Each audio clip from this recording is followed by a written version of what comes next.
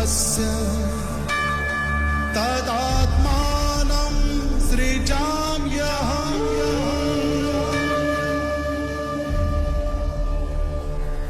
যাজ্ঞসেনের খুলছে শাড়ি, টানছে ধরে দুঃশাসন। দায় ছিল যার গর্জে ওঠার, নিচু মাথায় সে ৫ জন। দুর্যোধনের নগ্ন উরু, ইঙ্গিতে তার ধর্ষকাম।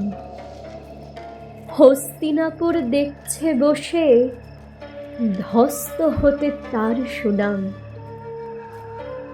অন্ধ রাজা সিংহাসনে, আর্ত চেঁচান বৌমা তার।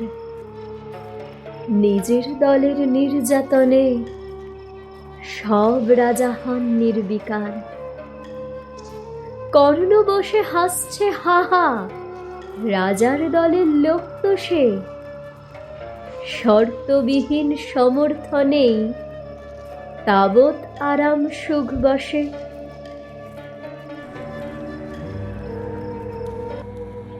ভীষ্ম, দ্রোণ, কৃপ, নীরব, সরকারি লোক হাজার হোক। রাজার কথাই তোমার কথা, তুমি যখন রাজার লোক।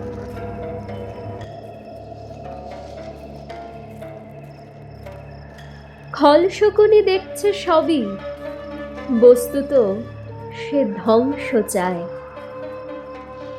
ঘরের মাটি লাল হয়ে যাক দেশ বিভাগের যন্ত্রণায়।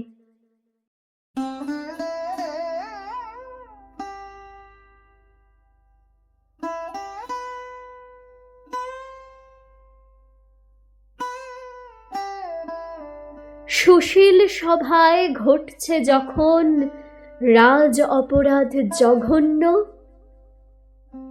ঠিক তখনই তার বিরোধে চেঁচিয়ে ওঠেন বিকর্ণ।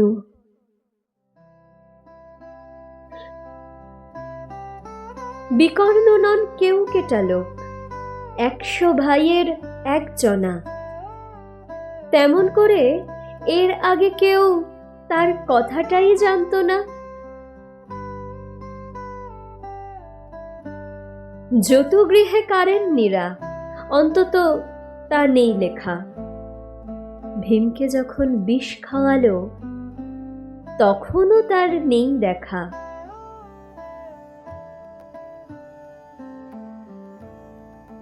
কিন্তু যখন প্রকাশ্যতেই কাড়ছে নারীর আব্রুকেও, স্তব্ধ জিভের চুপ সাগরে বিকর্ণ হন একলা ঢেউ। চেঁচিয়ে ওঠেন রাজার কুমার যুবরাজের বিরুদ্ধেই। মহাবলী পাণ্ডবেরও তখন গলায় সে সুর নেই।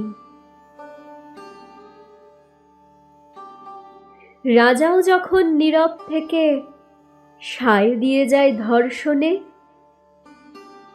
ঠিক তখনই সমস্ত যুগ বিকর্ণদের স্বর শোনে।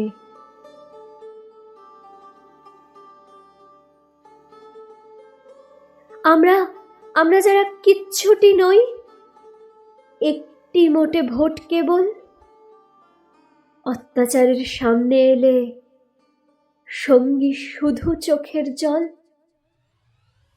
পোষ্যভাবে যাব না চেবাই অন্ধ এবং নিকর্ণ।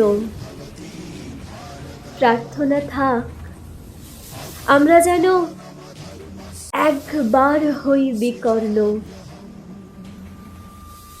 মরার আগে হতেই হবে রাজার সভার বিকর্ণ।